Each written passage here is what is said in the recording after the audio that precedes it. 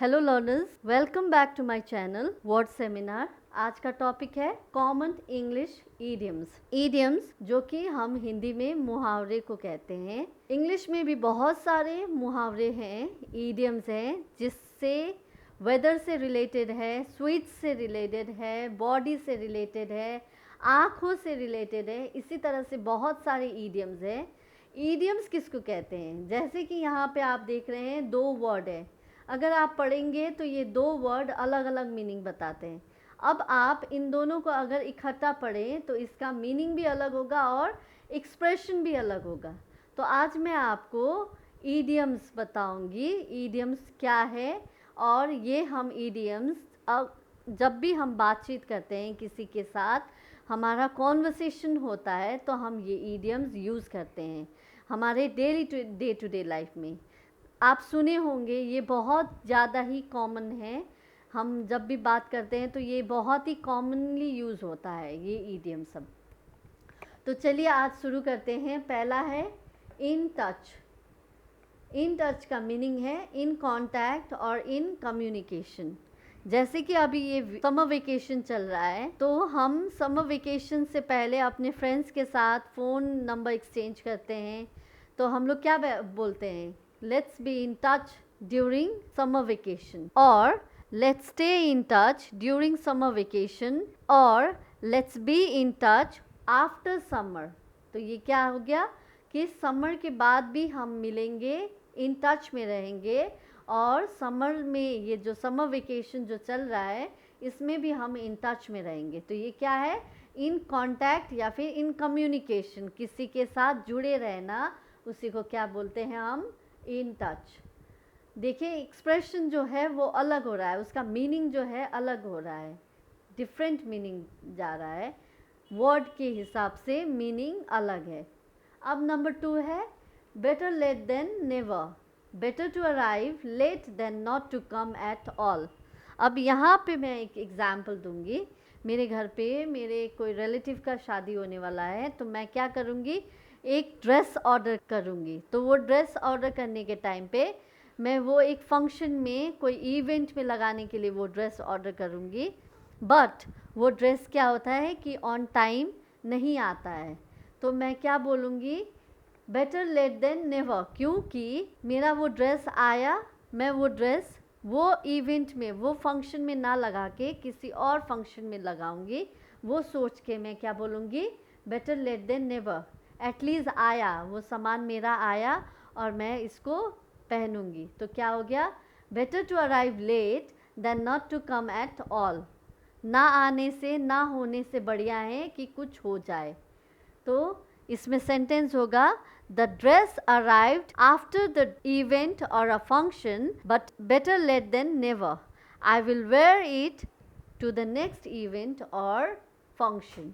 ये क्या हो गया कि मैं दूसरे फंक्शन में मेरा ड्रेस पहनूंगी, चाहे वो पर्टिकुलर फंक्शन के लिए पहनूं ना पहनूं, एटलीस्ट आया और मेरा वो ड्रेस वो नेक्स्ट इवेंट के लिए पहनूं। अब तीसरा है ब्रेक अ लेग। ये क्या है?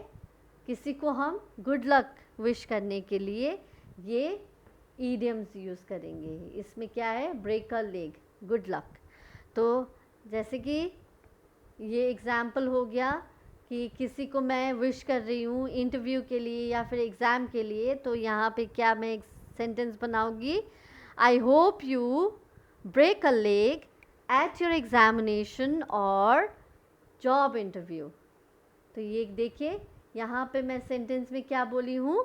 आई hope you break a leg at your examination और job interview, that is to wish good luck. Okay. Number 4, call it a day, stop working on something. मैं 5 घंटे लगातार काम करने के बाद अब मेरे पास इतना शक्ति नहीं है कि मैं और कुछ काम करूं, तो मैं क्या बोलूँगी? Call it a day. तो इसका क्या सेंटेंस होगा? I have been working for 5 hours. I have been working for 5 hours and I am tired. I say call it a day. तो ये क्या है? कॉल इट अ डे का क्या है? 5 घंटे लगातार काम करने के बाद इतनी ज़्यादा मैं थक चुकी हूँ कि मैं अब बोलूँगी कॉल इट अ डे। तो ये क्या हो गया? I have been working for 5 hours and I am so tired. I say call it a day. अब ये call it a day मेरा जो पिछला वीडियो है जिसमें मैं फ्रेजल वर्ब में एक फ्रेजल वर्ब था call off, वो भी सेम है, काम ना करने का, stop working. ओके, तो यहाँ पे भी idioms में क्या है, call it a day. अब नंबर 5 है no pain no gain. ये बहुत ही ज़्यादा कॉमन है और आप लोगों ने बहुत ही ज़्यादा यूज़ किया होगा अपने लाइफ में, अपने ये जो daily day to day life में आपने यूज़ किया होगा, जो कि मीनिंग है you have to work for what you want.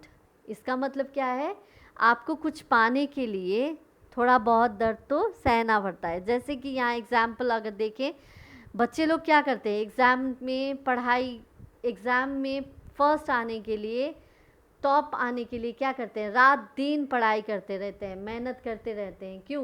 क्योंकि उनका रिज़ल्ट अच्छा है. तो हम लोग क्या बोलते हैं, नो पेन नो गेन. इसका मतलब जब तक दर्द नहीं है तब तक कुछ मिलने वाला नहीं है. तो इसका क्या है, you have to work for what you want. अगर हम मेहनत नहीं करें तो मिलेगा कुछ भी नहीं. तो इसका मतलब, इसका सेंटेंस क्या होगा, I am going to the gym twice a day and all my muscles ache, but you know what they say, no pain no gain. इसका मतलब क्या है, पूरा दिन जिम में वर्कआउट करने के बाद हमारा मसल सब कुछ पेन हो जाता है. क्यों? क्योंकि हम लोगों को अपना बॉडी फिट दिखाना है, अच्छा बॉडी शेप हो, इसीलिए हम लोग क्या करते हैं कि अच्छी तरह से जिम में वर्कआउट करते हैं, योगा करते हैं, ये सब कुछ करते हैं. बाद में हम लोग क्या बोलते हैं कि अगर कोई भी पूछे इतना वर्कआउट करते हैं तो क्या बोलते हैं हम लोग, नो पेन नो गेन. तो ये सेंटेंस होगा, I am going to the gym twice a day and all my muscle ache, but you know what they say, no pain no gain. तो आज के लिए बस ये 5 ईडियम्स जो कि हम अपने daily day to day life में आए दिन यूज़ करते रहते हैं. आशा करती हूँ कि आप भी अपने बातचीत में या कॉन्वर्सेशन में ये ईडियम्स यूज़ करेंगे. अगर आपको आज का ये वीडियो पसंद आया हो तो प्लीज़ लाइक शेयर और सब्सक्राइब कीजिए और बेल आइकन को प्रेस कर दीजिए. धन्यवाद.